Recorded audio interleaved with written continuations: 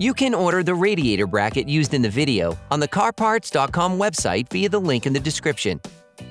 Turn off your vehicle's ignition. Set the parking brake.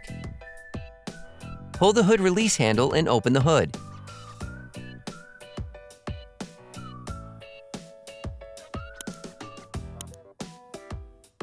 For safety reasons, we advise you to disconnect the battery. To do so, we recommend watching the video, How to Replace the Dodge Ram 1500 Car Battery. In order to change the radiator bracket on your vehicle, you need to remove the grille assembly, the headlight, and the bumper cover. To do so, we recommend watching these videos. How to replace the grille assembly, Dodge Ram 1500. How to replace the headlight assembly, Dodge Ram 1500. How to replace the front bumper cover, Dodge Ram 1500.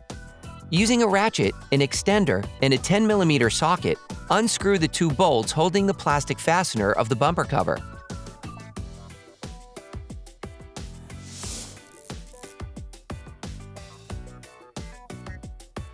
Do the same on the other side.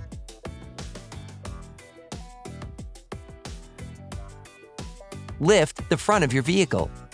We strongly suggest watching our video on How to Jack Your Ram 1500 Safely before carrying out this step. Position yourself under the vehicle. Hey, it's Alex from CarParts.com. If you enjoyed this video and want to support us, like, comment, and subscribe. Okay, back to work. Next, using a fork, remove the 4 rivets holding the rubber protection. You can now remove the plastic fastener of the bumper cover. Using a ratchet, an extender, and a 13mm socket, unscrew the 2 upper retaining bolts of the active grille shutter.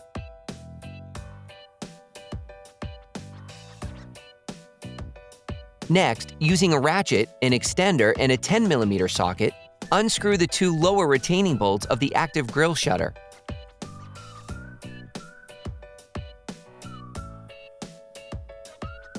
Unclip the hood release cable located on the active shutter grille. Rotate the active shutter grille to access its power connector. Then, disconnect it.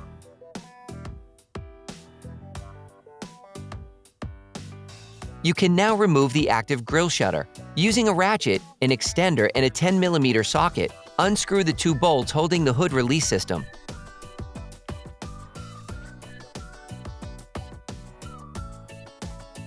Then, shift it. Using the same tools, unscrew the 2 bolts holding the expansion tank.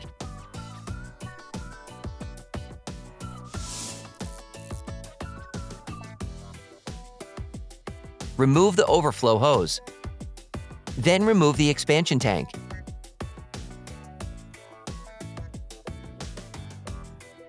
Take a liquid collector to collect the windshield washer fluid that will flow out.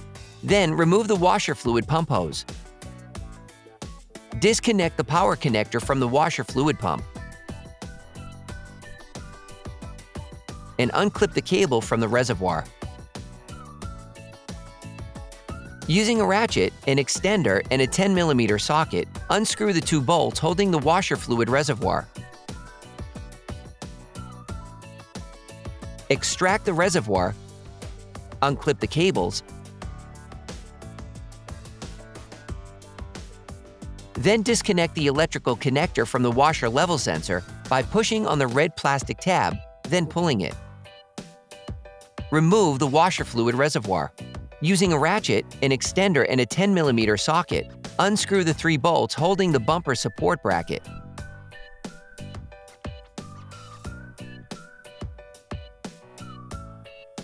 Then, remove it. Do the same on the other side. Using a fork, unclip the various power cables located on the radiator bracket. If you want to know which tools and parts we use in this video, just check the description and you'll find everything you need. Unscrew the 2 bolts holding the radiator assembly on the engine side using a ratchet and a 13mm socket.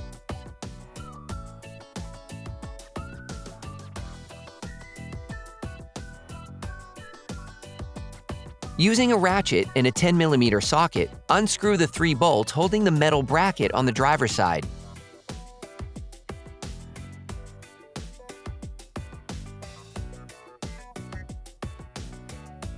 Then remove it. Next, using a fork, remove the rivet holding the rubber protection on the radiator bracket. On the driver's side, brush the 2 upper radiator bracket retaining bolts and spray them with penetrating oil. Do the same with the 3 lower retaining bolts.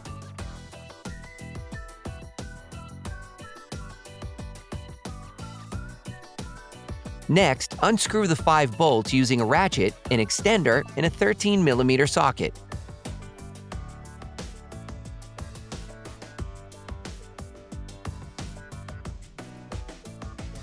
Do the same on the other side. Pass the washer level sensor cable through the radiator bracket.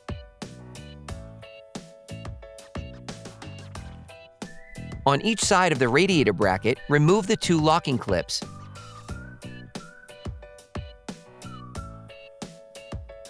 Lift the radiator assembly to release the rubber insulators from the radiator bracket.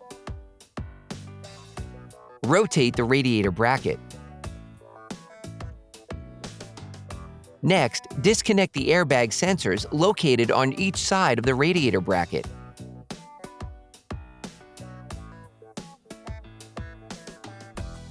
Then, unclip the wiring.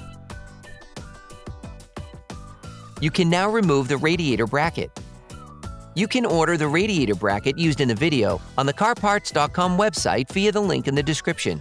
Take the new radiator bracket and install the silent blocks holding the headlights recovered from the old radiator bracket. Place the plastic brackets on each side using a ratchet and a 10mm socket.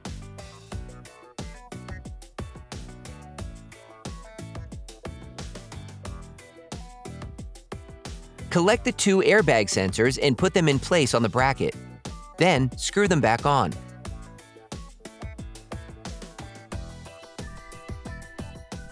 Reattach the airbag sensor wiring, then reconnect them.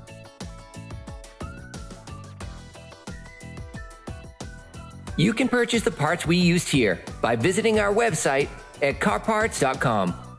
While lifting the radiator assembly, put the radiator bracket back in place, making sure the retaining lugs are correctly positioned in their slots. Next, position the rubber insulators of the radiator assembly on the radiator bracket. To temporarily hold the assembly together, put the locking clips back in place on each side. You can now screw the 5 radiator bracket retaining bolts back on each side.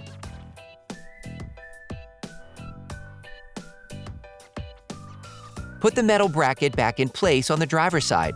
Then, screw the 3 bolts back on.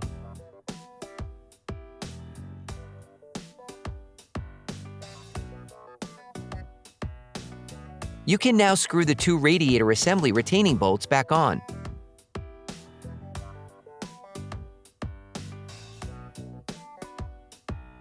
Pass the washer level sensor cable through the bracket again.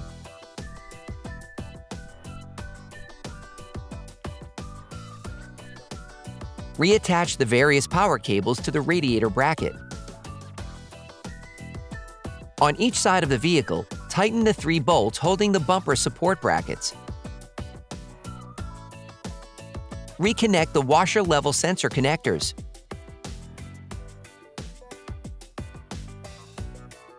Put the cable back in place on the washer fluid reservoir. Put the washer fluid reservoir back in place. Reconnect the washer fluid pump power connectors and reattach the cable to the reservoir. Put the hose back onto the washer fluid pump. Then, screw the 2 reservoir retaining bolts back on. Remove the collection container.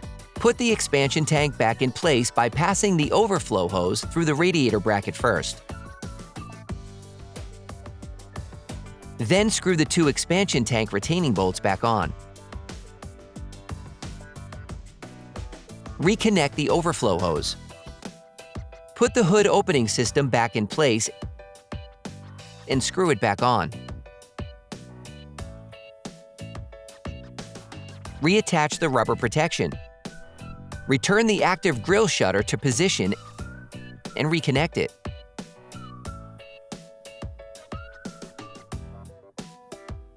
Reattach the wiring to the active grille shutter. Then, put the shutter back in place. Screw the 2 upper retaining bolts back on. Then the 2 lower retaining bolts. Reattach the hood release cable. Put the plastic fastener of the bumper cover back in place. Screw the 2 retaining bolts back on.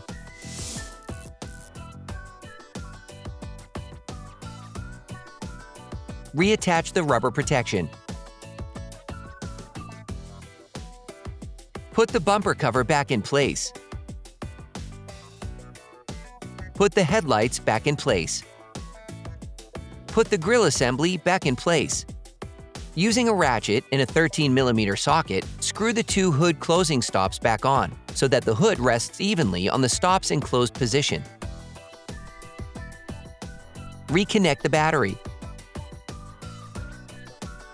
You can now rest your vehicle on the ground. Operation complete.